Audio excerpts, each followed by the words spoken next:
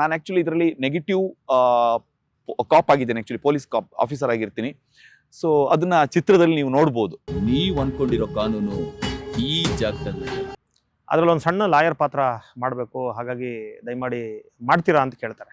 ಇವತ್ತು ನೀವಿದನ್ನ ಪ್ರಾರಂಭ ಮಾಡಿದ್ದೀರಿ, ಆದರೆ ಇದನ್ನ ನಾವು ಅಂತ್ಯ ಮಾಡ್ತೀವಿ. ನಾನು ಈ ಸಿನಿಮಾಕ್ಕೆ ಬೆನ್ನೆಲುಬಾಗಿ ನಿಂತ್ಕೊಂತೀನಿ. ಒಬ್ಬ ಸಹ ನಿರ್ಮಾಪಕನಾಗಿ ಮಾಡ್ತೀನಿ. ಏನು ತಲೆ ಕೆಡಿಸ್ಕೊಂಬಂತ ಅವಶ್ಯಕತೆ ಇಲ್ಲ. ನಾನು ಪ್ರವೀಣ್ ಗೌಡ್ರು ನಮ್ಮೆಲ್ಲ ಸೇರಿಕೊಂಡು, ಪ್ರವೀಣ್ ಗೌಡ್ರು ಅವರೆಲ್ಲ ಸೇರಿಕೊಂಡು ಈ ಸಿನಿಮಾ ಮುಂದುವರ್ಸೋಣ ಸರ್ ಅಂತಂದು ನಾನು ಸಹ ನಿರ್ಮಾಪಕನಾಗಿ ಕೆಲಸ ಮಾಡ್ತಾ ಇದ್ದೀನಿ, ಕೋ ಪ್ರೊಡ್ಯೂಸರ್ ಆಗಿ. ಧೀರಾ ಭಗತ್ ರಾಯ್ ಸಿನಿಮಾದಲ್ಲಿ ಒಂದು ಖಳನಾಯಕನಾಗಿ ಆ್ಯಕ್ಟ್ ಮಾಡಿದ್ದೀನಿ. ನಿನ್ನೆಲ್ಲ ಅನ್ಯಾಯಗಳಿಗೂ ಸದ್ಯದಲ್ಲೇ ಅಂತ್ಯ ಹಾಡ್ತೀನಿ. ಧೀರ ಭಗತ್ ರಾಯಲ್ಲಿ ನಾನು ಲಕ್ಷ್ಮಿ ಅನ್ನೋ ಒಂದು ಕ್ಯಾರೆಕ್ಟ್ ಮಾಡ್ತಾ ಇದ್ದೀನಿ. ಒಂದು ಸ್ಟ್ರಾಂಗ್ ಗರ್ಲ್ ಒಂದು ಕ್ಯಾರೆಕ್ಟರ್ ಅಂತಾನೆ ಹೇಳ್ಬೋದು. ಬಡವ್ರ ಮಕ್ಕಳು ಬೆಳಿಲೇಬಾರ್ದು ಅಂತ ತಡೀತಿರಲ್ಲ, ನಿಮ್ಮಂತವ್ರೆ ಈ ದೇಶ ಕಂಡಿರೋ ದೊಡ್ಡ ಶಾಪ. ಒಂದು ಯುಗದಲ್ಲಿ ದುಷ್ಟ ರಾಜನೊಬ್ಬನ ಆಡಳಿತಕ್ಕೆ ಸಿಲುಕಿ ಒಂದು ಸಾಮ್ರಾಜ್ಯವೇ ನಾಶವಾಯಿತು. ನಮಸ್ಕಾರ, ನನ್ನ ಹೆಸರು ಪ್ರವೀಣ್ ಗೌಡ ಹಗಡೂರ್. ಈ ಚಿತ್ರದ ಧೀರ ಭಗತ್ ರಾಯ್ ಚಿತ್ರದ ಎಂಟೈರ್ ನಿರ್ಮಾಣದ ಜವಾಬ್ದಾರಿಯನ್ನ ವೈಟ್ ಲೋಟಸ್ ಮತ್ತು ಶ್ರೀ ಓಂ ಸಿನಿ ಎಂಟರ್ಟೈನ್ಮೆಂಟ್ಸ್ ನ ಪರವಾಗಿ ಎಂಟೈರ್ ಜವಾಬ್ದಾರಿಯನ್ನ ನಾನು ತಗೊಂಡಿರ್ತೀನಿ. ನನ್ನ ಹೆಸರು ಹರಿರಾಮ್ ಅಂತೇಳಿ. ಈ ಸಿನಿಮಾದ ಮುಖಾಂತರ ನಟನೆಯಲ್ಲಿ ಒಂದು ಸಣ್ಣ ಪ್ರಯತ್ನವನ್ನು ಕೂಡ ಪ್ರಾರಂಭ ಮಾಡಿದ್ದೀನಿ ಧೀರ ಭಗತ್ ರಾಯ್ ಅನ್ನುವಂಥ ಸಿನಿಮಾದಲ್ಲಿ. ನನ್ನ ಹೆಸರು DK ಗೋವಿಂದ್ ಅಂತೇಳಿ. ಒಂದು ಮೇನ್ ಈ ಚಿತ್ರದ ಕತೆ ಇಷ್ಟ ಆಯ್ತು, ಇದರ ಕಂಟೆಂಟ್ ಇಷ್ಟ ಆಯ್ತು. ಹಾಗೇನೆ ಇದನ್ನ ಕಮರ್ಷಿಯಲ್ ರೀತಿಯಲ್ಲಿ ಜನರಿಗೆ ಹೇಳಲಿಕ್ಕೆ ಹೊರಟಿರ್ತಕ್ಕಂಥ ರೀತಿ ಇಷ್ಟ ಆಯ್ತು. ಆ ನಡೆದಂಥ ಘಟನೆಗಳನ್ನ ಅವನ್ನೆಲ್ಲ ಹೇಳಿದಾಗ ಇಲ್ಲ, ಈ ಸಾಧ್ಯವಾಗಿ ಮಾಡೋಣ, ಯಾವುದೇ ಕಾರಣಕ್ಕೆ ಇದು ಮಾಡೋದು ಬೇಡ ಅಂತಂತ ಹೇಳಿ ಅದಕ್ಕೆ ನಮ್ಮ ಪ್ರವೀಣ್ ಗೌಡ್ರು, ನಮ್ಮ ನಿರ್ಮಾಪಕರಾದ ಪ್ರವೀಣ್ ಗೌಡ್ರು, ನಾವು ಎಲ್ಲರೂ ಸೇರಿ ಸರ್ ಮಾಡಲೇ ತೀರೋಣ, ಇದು ಪ್ರಶ್ನೆ ಆಗತ್ತಲ್ಲ, ಇದು ಮಾಡೋಣ ಸರ್, ದೊಡ್ಡ ಮಟ್ಟದಲ್ಲಿ ಒಂದು ಸುದ್ದಿ ಮಾಡ್ಬೇಕು ಇದನ್ನ ಅಂತಂತ ಹೇಳಿದಾಗ ಆಯ್ತು ಸರ್ ಎಲ್ಲ ಮಾಡೋಣ ಅಂತ ಹೇಳಿದಾಗ ಭಾಳ ಕಷ್ಟ ಪ್ರಯತ್ನದಿಂದ ಮಾಡ್ಕೊಂಬಂದ್ವಿ ಈ ಸಿನಿಮಾನ. ಒಂದು ಚಲನಚಿತ್ರ ಅಂತ ಹೇಳಿದ್ರೆ ಆ ಚಲನಚಿತ್ರ ಸಮಾಜಕ್ಕೆ ಏನಾದರೂ ಒಂದು ಇನ್ಫಾರ್ಮೇಶನ್ ಕೊಡಬೇಕು, ಮಾಹಿತಿಯನ್ನು ಕೊಡಬೇಕು. ಮಾಹಿತಿಯ ಜೊತೆಗೆ ತಪ್ಪುಗಳನ್ನು ನಿಮಗೆ ತೋರಿಸ್ಬೇಕು, ಮತ್ತೆ ಅದನ್ನು ತಿದ್ದುಕೊಳ್ಳುವಂಥ ಮಾರ್ಗವೂ ತೋರಿಸ್ಕೊಡ್ಬೇಕು. ಹಾಗಾಗಿ ನನಗನ್ಸೋದು ಸಿನಿಮಾ ಅನ್ನುವಂಥದ್ದು ಅದು ಕೂಡ ಒಂದು ದೊಡ್ಡ ಹೋರಾಟದ ಮಾಧ್ಯಮ. ಅದು ಕೂಡ ಜನರನ್ನ ಪರಿವರ್ತನೆ ಮಾಡಬಹುದಾದಂಥ ಒಂದು ಮಾಧ್ಯಮವಾಗಿ ಇವತ್ತು ಪರಿವರ್ತನೆ ಆಗಿದೆ. ಹಾಗಾಗಿ ನನಗನ್ಸುತ್ತೆ ಈ ಸಿನಿಮಾ ಆ ಕೆಲಸ ಮಾಡುತ್ತೆ ಅಂತ ನನಗಂತೂ ಅನ್ಸುತ್ತೆ. ಕ್ಯಾರೆಕ್ಟರ್ ಹೇಳ್ತಿದ್ದಂಗೆ ನನಗೊಂಥರ ಮೈ ರೋಮಾಂಚನ ಆಯಿತು. ಎಲ್ಲ ಒಂದೇ ತರ ಮೂವೀಸ್ ನೋಡೋದು, ಈಗ ಲವ್ ಮೂವೀಸ್ ಆಗಿರ್ಬೋದು, ರೊಮ್ಯಾಂಟಿಕ್ ಮೂವೀಸ್ ಆ ತರ ನೋಡೋ ಬದಲು ಈ ತರದೊಂದು ಸಬ್ಜೆಕ್ಟ್ ಬಂದ್ರೆ ಎಲ್ಲರೂ ನೋಡ್ತಾರೆ ಅನ್ನೋದು ನನ್ನ ಅನಿಸಿಕೆ. ಅಂಡ್ ಕಾನ್ಸ್ಟಿಟ್ಯೂಷನ್ ವಿಷಯ ಅಂತ ಎಲ್ಲ ಬಂದಾಗ ಆಲ್ಮೋಸ್ಟ್ ನಮ್ಮಂತ ಯೂತ್ಸ್ ಬೇಗ ಕನೆಕ್ಟ್ ಆಗ್ತಾರೆ. ಅಂದ್ರೆ ಈಗ ರೂಲ್ಸಸ್ ಆ ವಿಷಯ ಆಗಿರ್ಬೋದು, ಕಾನ್ಸ್ಟಿಟ್ಯೂಷನ್ ಯಾವುದೇ ವಿಷಯ ಆಗಿರ್ಬೋದು, ಯೂತ್ಸ್ ಬೇಗ ಕನೆಕ್ಟ್ ಆಗ್ತಾರೆ. ಸಮಾನತೆ ಹೋಗ್ಲಾಡ್ಸಂತ ಒಂದು ಸಿನಿಮಾ, ಹಿಂದೆ ನಡೆದಂಥ ಘಟನೆಗಳನ್ನ ಸಮಾನತೆ ಹೋಗ್ಲಾಡ್ಸಂತ ಒಂದು ಸಿನಿಮಾ. ಎಲ್ಲರ ಇದ್ರಲ್ಲೂ ಸುತ್ತಲೂ ಜಾತಿ ಎಂಬ ಪ್ರಶ್ನೆ ಇಲ್ಲ ಸರ್. ಇಲ್ಲಿ ಜಾತಿ ಎಂಬ ಸುದ್ದಿನೇ ನಾವು ತಗೊಂಬಂದಿಲ್ಲ. ಸಮಾನತೆಯಲ್ಲಿ ನಡಿಬೇಕು ಅನ್ನೋದು ಒಂದು ಈ ಕಂಟೆಂಟ್ ಕೊಟ್ಟರೆ ಎಲ್ಲ ಭಾಳಷ್ಟು ಜನ ಉತ್ತರೇಗಾಗ್ತಾರೆ, ಭಾಳಷ್ಟು ಜನ ಖುಷಿ ಪಡ್ತಾರೆ. ಸಮಾನತೆನ ಮಾಡೋಂಥ ಒಂದು ಸಿನಿಮಾ ಸರ್ ಇದು.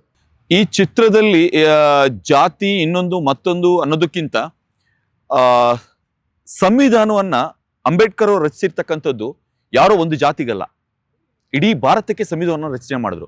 ಒಂದು ಒಳ್ಳೆಯ ಅಂಬೇಡ್ಕರ್ ಕಂಡಿರ್ತಕ್ಕಂಥ, ಗಾಂಧೀಜಿಯವರು ಕಂಡಿರ್ತಕ್ಕಂಥ, ಕುವೆಂಪು ಅವ್ರು ಕಂಡಿರ್ತಕ್ಕಂಥ, ಬಸವಣ್ಣ ಅವ್ರು ಕಂಡಿರ್ತಕ್ಕಂಥ ಒಂದು ಭವ್ಯ ಭಾರತದ ನಿರ್ಮಾಣ ಆಗ್ಬೇಕು ಅಂತ ಹೇಳಿದ್ರೆ ಇಲ್ಲೆಲ್ಲರೂ ಒಗ್ಗಟ್ಟಾಗಿ ಒಂದಾಗಬೇಕಾಗಿದೆ.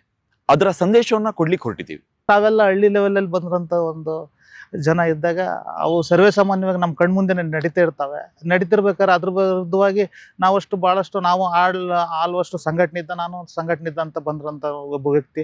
ಎಲ್ಲ ಸಂಘಟನೆಗಳು ಅಂಥವು ಶೋಷಣೆಗಳು ಅವೆಲ್ಲ ಆದಾಗ ನಾವು ಸಂಘಟನೆನೂ ಮಾಡೋಂಥ ಪರಿಸ್ಥಿತಿ ಬಂದಿದೆ. ಸಂಘಟನೆಗಳು ಮಾಡಿದ್ವಿ, ರಾಜ್ಯದಾದ್ಯಂತ ಸಂಘಟನೆ ಮಾಡಿದ್ವಿ, ಗ್ರಾಮದಾದ್ಯಂತ ಸಂಘಟನೆ ಮಾಡಿದ್ವಿ, ಜಿಲ್ಲಾದಾದ್ಯಂತ ಸಂಘಟನೆಗಳು ಮಾಡಿದ್ವಿ, ಸ್ಟ್ರೈಕ್ಗಳು ಮಾಡಿದ್ವಿ, ಹೋರಾಟಗಳು ಮಾಡಿದ್ವಿ.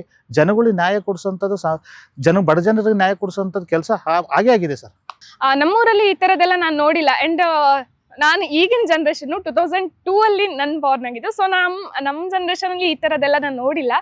ಬಟ್ ನಮ್ಮ ಡೈರೆಕ್ಟರ್ ಹೇಳಿದ್ರು ಈ ತರ ಕತೆ ಅಂತ ಹೇಳಿ. ಅಂಡ್ ಅವ್ರಿಗೆ ಎಕ್ಸ್ಪೀರಿಯನ್ಸ್ ಆಗಿದ್ದು ಅಂತ ಹೇಳಿದಾಗ ನನ್ಗೊಮ್ಮೆ ಅನ್ನಿಸ್ತು ಈ ತರನು ಆಗ್ತಾ ಇತ್ತ ಅಂತ. ಅಂದ್ರೆ ಕೇಳಿರ್ತೀವಿ ನಾವು, ಸ್ಕೂಲಲ್ಲಿ ಕಾಲೇಜಸ್ ಎಲ್ಲ ಓದಿರ್ತೀವಿ, ಹಿಂಗ ಆಗ್ತಾ ಇತ್ತು, ಲ್ಯಾಂಡ್ ರಿಫಾರ್ಮ್ ಆಕ್ಟ್ ಇತ್ತು ಅವಾಗ, ಈ ತರ ಎಲ್ಲ ಒಂಥರ ದೌಷಣೆಗಳಾಗ್ತಾ ಇತ್ತು ಅಂತ ಹೇಳಿ. ಬಟ್ ನಮ್ಮ ಡೈರೆಕ್ಟರ್ ಎಕ್ಸ್ಪೀರಿಯನ್ಸ್ ಮಾಡಿದ್ದಾರೆ ಅನ್ನುವಾಗ ನನಗೊಮ್ಮೆ ಶಾಕ್ ಆಯಿತು. ಇವ್ರು ಎಕ್ಸ್ಪೀರಿಯನ್ಸ್ ಮಾಡಿ ಮೂವಿ ಮಾಡ್ತಿದ್ದಾರಲ್ಲ, ಅಂದರೆ ಈ ಮೂವಿ ಅಷ್ಟೇ ಚೆನ್ನಾಗಿ ಬರುತ್ತೆ ಅನ್ನೋದನ್ನು ಕಾನ್ಫಿಡೆನ್ಸ್ ಬಂತು.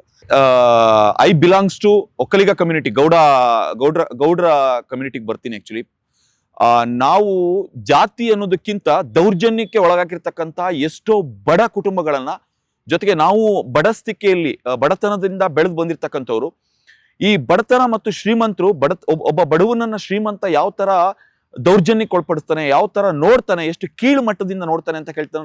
ನಮ್ಮ ವಿದ್ಯಾಭ್ಯಾಸದ ದಿನಗಳು, ನಮ್ಮ ಮಿಡ್ಲ್ ಸ್ಕೂಲ್ ಮತ್ತು ಹೈಸ್ಕೂಲ್ನ ದಿನಗಳು ಅದ್ರಲ್ಲಿ ನೋಡ್ಕೊಂಡ್ ಬಂದಿದೀವಿ. ನಾನೊಬ್ಬ ವಕೀಲನಾಗಿ ನನಗೆ ಪ್ರತಿದಿನ ಈ ಥರದ್ದು 3-4 ಪ್ರಕರಣಗಳು ನನ್ನ ಗಮನಕ್ಕೆ ಬರ್ತಾ ಇರ್ತದೆ. ಉದಾಹರಣೆಗೆ ಈಗ ನಾನು ಇವತ್ತು ಈ ಜಾಗಕ್ಕೆ, ಶೂಟಿಂಗ್ ಜಾಗಕ್ಕೆ ಬರಬೇಕಾದ್ರೂ ಕೂಡ ನನಗೆ 2 ಕಾಲ್ಗಳು ಬಂದು, ಒಂದು ತುಮಕೂರಿಂದ, ಇನ್ನೊಂದು ದೇವನಹಳ್ಳಿ ಕಡೆಯಿಂದ ನನಗೆ ಕಾಲ್ ಬಂತು. ಸೇಮ್ ಇದೆ, ಲ್ಯಾಂಡ್ ಇಶ್ಯೂ ಬಗ್ಗೆನೇ. ತಮಾಷೆ ಏನಂದ್ರೆ, ಕಾನೂನಾತ್ಮಕವಾಗಿ ನಿಮಗೆ ಆ ಜಮೀನು ಸೇರಿದೆ ಅಂತ ಸರ್ಕಾರವೇ ನಿಮಗೆ ಕೊಟ್ಟಿರ್ತದೆ. ಆದರೆ ನೀವು ಅದನ್ನು ಅನುಭವಿಸೋದಿದೆಯಲ್ಲ, ಆ ಜಮೀನನ್ನು ಅನುಭವಿಸ್ಬೇಕನ್ನೋಂಥ ಇದಿದೆಯಲ್ಲ, ಆ ಅನುಭವಿಸ್ಬೇಕಾದ್ರೆ ನಿಮಗೆ ಹೇಗೆ 10 ತೊಡಕುಗಳು ಸೃಷ್ಟಿಯಾಗ್ತದೆ. ಈ ಚಲನಚಿತ್ರ ಇದೆಯಲ್ಲ, ಇದು ಯಾವುದೋ ಓಬಿರಾಯಿಂದ ಕಾಲದಲ್ಲಿ ನಡೆದಂಥ ಕತೆ ಅಥವಾ ಈಗಿನ ಕನೆಕ್ಟ್ ಆಗೋದಿಲ್ಲ ಅನ್ನೋದಂಥದ್ದಲ್ಲ. ಮತ್ತು ನಾನು ಮೊದಲೇ ಹೇಳಿದ್ದೀನಿ ನಾನು, ಇದು ಯಾವುದೋ ಒಂದು ಜಾತಿಯ ಸಮುದಾಯಕ್ಕೆ ಸೇರಿರ್ತಕ್ಕಂಥ ಕತೆ ಅಲ್ಲ. ಇದು ಪ್ರತಿಯೊಬ್ಬರಿಗೂ ಕನೆಕ್ಟ್ ಆಗುವಂಥದ್ದು. ನೀವು ಈ ಸಿನಿಮಾ ನೋಡಿದಾಗ ನಿಮ್ಗೆ ಎಲ್ರಿಗೂ ಅನಿಸುತ್ತೆ, ನನಗೂ ಹಿಂಗಾಗಿತ್ತಲ್ಲ, ನನ್ನ ಧ್ವನಿಯಾಗಿದೆಯಲ್ಲ ಈ ಸಿನಿಮಾ ಅನ್ನೋ ರೀತಿಯಲ್ಲಿ ಖಂಡಿತವಾಗ್ಲೂ ಕೂಡ ಎಲ್ರಿಗೂ ಅನಿಸುತ್ತೆ. ನೋಡಿದ್ದೀವಿ, ನಮ್ಮ ರಿಯಲ್ ಲೈಫಲ್ಲಿ ನಮ್ಗೆ ಯಾವುದೂ ಅನುಭವ ಆಗಿಲ್ಲ. ಸೊ ಅದನ್ನು ಬ್ಯಾಲೆನ್ಸ್ ಮಾಡ್ಕೊಂಡು ಈ ಪಾತ್ರ ಕೂಡ ಅದೇ ಅಚ್ಚುಕಟ್ಟಾಗಿ ನಿಭಾಯಿಸಿದೆವು. ದುನಿಯಾ ವಿಜಯ್ ಸರ್ ಅಂತ ಆ ವ್ಯಕ್ತಿ ಎಂಥ ಮನಸ್ಸು, ಮೃದುವಾದ ಮನಸ್ಸು ಸ್ವಭಾವದ ಆ ವ್ಯಕ್ತಿ ನಮಗೆ ಸಿಗ್ಬೇಕಂತಂದ್ರೆ ಇವತ್ತು ದೇವ್ರು ಕೊಟ್ಟ ವರ ಸರ್ ಅದು. ದುನಿಯಾ ವಿಜಯ್ ಸರ್ ಮನೆಗೆ ಹೋದಾಗ ನಿಜವಾಗ್ಲೂ ನಂಗೆ ಆಶ್ಚರ್ಯ ಆಯ್ತು. ಯಾಕಂದ್ರೆ ಒಂದ್ಸರಿ ಟ್ರೈಲರ್ ನೋಡ್ತಾರೆ, ಹಾಗೇನೆ ಏನು ಕರ್ಮ ಅಂತಕ್ಕಂಥ ಸಾಂಗ್ ನ ರಿಲೀಸ್ ಮಾಡಿದ್ವಿ, ವಿಜಯ್ ಪ್ರಕಾಶ್ ಸರ್ ಹಾಡಿರ್ತಕ್ಕಂಥ, ಅದನ್ನ ನೋಡ್ತಾರೆ. ಆಮೇಲೆ ಆಕಾಶದ ನೀಲಿಯದ್ದು ಸಾಂಗ್ ನ ನೋಡ್ತಾರೆ. ಇದು 3 ನೋಡಿದಾಗ ಅವ್ರು ಹೇಳಿದ್ದು ಒಂದೇನೆ, ತುಂಬಾ ಚೆನ್ನಾಗಿ ಮಾಡಿದೀರಾ, ತುಂಬಾ ಒಳ್ಳೆ ಕ್ವಾಲಿಟಿ ಚಿತ್ರವನ್ನ ಮಾಡಿದೀರಾ. ಸೊ ಹಾಗೇನೆ ಸಾಂಗ್ ಅನ್ನು ಇನ್ನೂ ರೀಚ್ ಮಾಡಿಸಿ, ಇದು ತುಂಬಾ ಒಳ್ಳೆ ಸಾಂಗ್, ತುಂಬಾ ಚೆನ್ನಾಗಿದೆ ಅಂತ ಅಪ್ರಿಶಿಯೇಟ್ ಪಟ್ರು. ಅದ್ರ ಜೊತೆಗೆ ನಾನು ನಿಮ್ಗೆ ಬೆನ್ನೆಲುಬಾಗಿ ನಿಂತಿರ್ತೀನಿ, ಚಿತ್ರ ಗೆದ್ದೇ ಗೆಲ್ಲತ್ತೆ, ನೀವು ಒಳ್ಳೆ ಚಿತ್ರವನ್ನು ಮಾಡಿದೀರಾ, ಚೆನ್ನಾಗಿ ಮಾಡಿ ಪ್ರಮೋಷನ್, ನಾನು ನಿಮ್ಗೆ ಎಲ್ಲ ರೀತಿಯಿಂದಲೂ ಸಪೋರ್ಟ್ ಆಗಿರ್ತೀನಿ ಅಂತ ಹೇಳ್ಬಿಟ್ಟು ನಮ್ಮ ಜೊತೆ ನಿಂತಿದ್ದಾರೆ. ಅದ್ರ ಬಗ್ಗೆ ನಮ್ಗೆ ತುಂಬಾ ಖುಷಿ ಇದೆ ಸರ್. ನಿಜವಾಗ್ಲೂ ಇವತ್ತಿಗೂ ನಂಬಕ್ಕಾಗ್ತಿಲ್ಲ, ಅವ್ರು ನಮ್ಗೆ ಸಪೋರ್ಟಿವ್ ಆಗಿದ್ದಾರೆ ಅಂತ. ಎಲ್ಲಾ ರೀತಿಯಲ್ಲೂ ಸಪೋರ್ಟ್ ಮಾಡ್ತಾ ಇದ್ದಾರೆ ಅವರು, ಪ್ಲಸ್ ಸತೀಶ್ ನೀನಾಸಂ ಸರ್, ಹಾಗೆ ಡಾಲಿ ಧನಂಜಯ್ ಸರ್, 3 ಜನ ನಮ್ಮ ಚಿತ್ರರಂಗದಲ್ಲಿ ನಮ್ಗೆ ಸಪೋರ್ಟಿವ್ ಆಗಿ ನಿಂತಿದ್ದಾರೆ. ಮತ್ತೊಮ್ಮೆ ನಾನು ಅವರಿಗೆ ಎಲ್ಲರಿಗೂ ಕೂಡ ಥ್ಯಾಂಕ್ಸ್ ಹೇಳ್ತೀನಿ. ದುನಿಯಾ ವಿಜಯ್ ಅವರು, ನಾವು ಮೊದಲನೇದಾಗಿ ಅವ್ರಿಗೆ ಕೇಳ್ಕೊಂಡ ತಕ್ಷಣ ಆಯ್ತು ಬನ್ನಿ ನೋಡೋಣ ಅಂತ ಕರೆದ್ರು ಅವರು. ನಮ್ಮ ಟ್ರೈಲರ್ ನೋಡಿದ ಮೇಲೆ ಅಂತೂ ಏನ್ರ ಇಂಥ ಸಿನಿಮಾ ಮಾಡಿದಿರಿ, ನಾನು ನಿಮ್ಮ ಜೊತೆಗೆ ನಿಂತ್ಕೋತೀನಿ ಬನ್ನಿ ಅಂತೇಳಿ. ನಿಮ್ಮೆಲ್ರಿಗೂ ಗೊತ್ತಿದೆ, ನಮ್ಮ ಟ್ರೈಲರ್ ಲಾಂಚಿಂಗ್ ಬಂದಿದ್ರು, ಮತ್ತೆ ನಮ್ಮ ಜೊತೆಗೆ ಒಂದಿಷ್ಟು ಐಡಿಯಾಗಳನ್ನು ಕೊಟ್ಟರು ಅವರು. ಹೀಗೆ ಬಹಳಷ್ಟು, ಮತ್ತೆ ಅವ್ರು ಬಂದ ನಂತರ ಒಂದಿಷ್ಟು ಸಣ್ಣ ಪುಟ್ಟ ಬದಲಾವಣೆಗಳು ಕೂಡ ಮಾಡ್ಕೊಂಡ್ವಿ ನಾವು.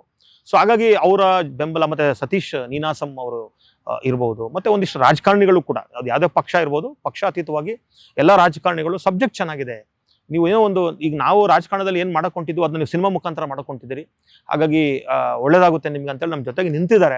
ಅವರು ನಮ್ಮ ಮೂವಿಯ ಟ್ರೈಲರ್ ಅನ್ನ ನೋಡಿ, ಆ ಟ್ರೈಲರ್ ಇಂದಾನೆ ಅವ್ರಿಗೆ ನಮ್ಮ ಮೂವಿ ಹೇಗಿದೆ ಅನ್ನೋದು ಅರ್ಥ ಆಗಿದೆ. ಯಾಕಂದ್ರೆ ಈಗ ಮೂವಿ ಆಲ್ಮೋಸ್ಟ್ ನಾವು ಡಿಸೈಡ್ ಮಾಡೋದೇ ಟ್ರೈಲರ್ ಅನ್ನ ನೋಡಿನೇ ಡಿಸೈಡ್ ಮಾಡ್ತೀವಿ, ಓಕೆ ಮೂವಿ ಹೀಗಿರ್ಬೋದು ಅಂತ ಹೇಳಿ. ಎಲ್ಲರೂ ಕೂಡ ಅಷ್ಟೇ, ಈವನ್ ಅವರು ಟ್ರೈಲರ್ ಅನ್ನ ನೋಡಿ ನಮ್ಮ ಮೂವಿಗೆ ಅಷ್ಟು ಸಪೋರ್ಟ್ ಮಾಡ್ತಿದ್ದಾರೆ ಅಂದ್ರೆ ಅಲ್ಲೇ ನಮ್ಮ ಮೂವಿ ಅರ್ಧ ಗೆದ್ದ ಹಾಗೆ. ಯಾಕಂದ್ರೆ ಅವ್ರ ಕಡೆಯಿಂದ ಅಷ್ಟೊಂದು ಒಳ್ಳೆ ಪಾಸಿಟಿವ್ ರೆಸ್ಪಾನ್ಸ್ ಬಂದಿದೆ ಅಂದ್ರೆ ನಾವು ಗೆದ್ದಿದ್ದೀವಿ ಅಂತಾನೆ. ಇನ್ನು ಗೆಲ್ಸೋದು ಜನರ ಹತ್ರ ಇದೆ. ನಮ್ಮಂಥ ಹೊಸಬ್ರಿಗೆ ಅಂತ ಸ್ಟಾರ್ ಕಲಾವಿದರು ಬೇಕಾಗುತ್ತೆ. ಯಾಕಂತ ಕೇಳಿದ್ರೆ ಅವ್ರಿಗೆ ಆದ ಒಂದಿಷ್ಟು ಫ್ಯಾನ್ಸ್ ಬೇಸ್ ಇದ್ದೇ ಇರ್ತದೆ. ಸೊ ಇದ್ದಿರೋದ್ರಿಂದ ನಮ್ಮಂಥ ಹೊಸಬರಿಗೆ ಅವ್ರ ಫ್ಯಾನ್ಸ್ ಮುಖಾಂತರವಾಗಿ ನಾವೆಲ್ಲ ರೀಚ್ ಆಗ್ತೀವಿ ಅನ್ನೋದು ನಮಗೊಂದು ಒಳಗಡೆ ಇಂಪ್ಯಾಕ್ಟ್ ಆಗುತ್ತೆ. ಸೊ ದಯವಿಟ್ಟು ಅವರನ್ನು ಸಪೋರ್ಟ್ ಮಾಡಿದ್ದು ತುಂಬ ಖುಷಿನೇ ಇದೆ ನಮಗೆ. ಇದು ಪ್ರತಿಯೊಬ್ಬರ ಜೀವನದ ಕತೆ. ಪ್ರತಿಯೊಬ್ಬರು ಒಂದು ಹಳ್ಳಿಯಲ್ಲಿ ಹುಟ್ಟಿರ್ತಾರೆ, ಈ ಹಳ್ಳಿ ಜೀವನ ನಡೆದಿರುತ್ತೆ, ಹಳ್ಳಿಯಲ್ಲಿ ಹುಟ್ಟಿರ್ತಾರೆ, ಅವರಿಗೆ ಆದಷ್ಟು ಒಂದು ಸ್ವಲ್ಪವಾದ ಭೂಮಿ ಇರುತ್ತೆ. ಸೊ ಅದರಲ್ಲಿ ಜೀವನ ಮಾಡ್ತಾ ಇರ್ತಾರೆ. ಒಂದು ನಮ್ಮ ಜೀವನದ ದಿನನಿತ್ಯದಲ್ಲಿ ನಡೀತಕ್ಕಂಥ ಒಂದು ದೌರ್ಜನ್ಯದ ಕಥೆ ಇದೆ. ಜೊತೆಗೆ ಇದರಲ್ಲಿ ನಿಮಗೆ ಸಂಬಂಧಪಟ್ಟಂತ ಒಂದು ಕಥೆ ಇದೆ.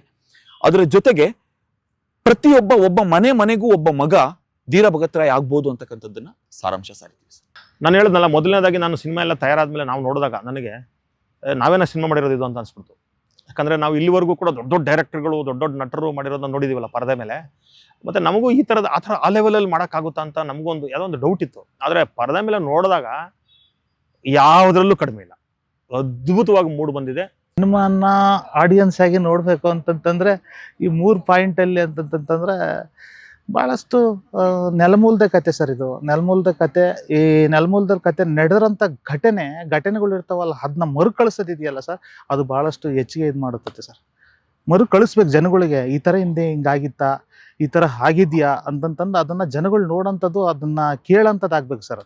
ಅದೇ ಹೇಳ್ತೀನಲ್ಲ, ನಿಮ್ಮ ನೆಲದ ಕತೆ ಇದು, ನಿಮಗೆ ಹತ್ತಿರವಾದಂಥ ಕತೆ. ನೀವು ನೋಡಿದ್ರೆ ನಿಮಗೆ ಗೊತ್ತಾಗುತ್ತೆ ನಿಮ್ಮ ಊರಲ್ಲಿ ನಾವು ಈ ಥರ ಇದ್ದೀವಿ ಅನ್ನೋದು ಒಂದು ಭಾವನೆ ಇರುತ್ತೆ. ಆಮೇಲೆ ಈ 1997 ಕತೆ ಅಲ್ವಾ. ಸೊ ಹಾಗಾಗಿ ನಮ್ಮ ತಾತ, ನಮ್ಮ ತಂದೆಯವ್ರ ಕಾಲದ ಹಿಂದೆ ಹೇಗೆಲ್ಲ ನಮ್ಗೆ ಎಷ್ಟು ಒಂದಿಷ್ಟು ಜನಗಳಿಗೆಲ್ಲ ಕಾನೂನು ರೀತಿಯಲ್ಲಿ ಸುವ್ಯವಸ್ಥೆಯಲ್ಲಿ ನಾವು ಅವ್ರಿಗೆ ಗೊತ್ತಿರಲಿಲ್ಲ, ಇಷ್ಟು ಮಾಹಿತಿ ಗೊತ್ತಿರಲಿಲ್ಲ. ಸೊ ಹೀಗಾದರೂ ಕೂಡ ಇದರಿಂದ ಸ್ವಲ್ಪ ಎಲ್ಲೋ ಅವರು ಮನದಡ್ತೀವಿ ಅನ್ನೋದು ಒಂದು ಖುಷಿ ಇದೆ ನಮಗೆ.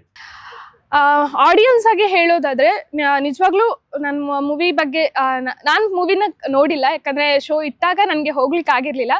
ಬಟ್ ಹೀಗೆ ನಮ್ಮ ಡಬ್ಬಿಂಗ್ ಟೈಮಲ್ಲಿ ನೋಡಿದ್ದು, ಹಾಗೆ ನಮ್ಮ ಸ್ಟೋರೀಸ್ ಎಲ್ಲ ಕೇಳಿಸ್ಕೊಂಡ ಮೇಲೆ ನಮ್ಮ ಮೂವಿ ನಿಜವಾಗ್ಲೂ ಅದ್ಭುತವಾಗಿದೆ ಅಂತ ಅನ್ಸಿದೆ. ಇವನ್ ಆಡಿಯನ್ಸ್ ಪ್ಲೇಸಲ್ಲಿ ಕುತ್ಕೊಂಡು ನನ್ಗೆ ಅದೇ ಫೀಲ್ ಕೊಡ್ಬೋದು. ಯಾಕಂದ್ರೆ ಇವಾಗಲೇ ನೀವೇ ಕೇಳಿದ ಹಾಗೆ ಕಾನ್ಸ್ಟಿಟ್ಯೂಷನ್ ವಿಷಯ ಆಗಿರ್ಬೋದು, ಎಲ್ಲ ಜನರಿಗೆ ಅರ್ಥ ಆಗೋ ಹಾಗೆ ನಮ್ಮ ಮೂವಿಲಿ ಹೇಳಿದ್ವಿ.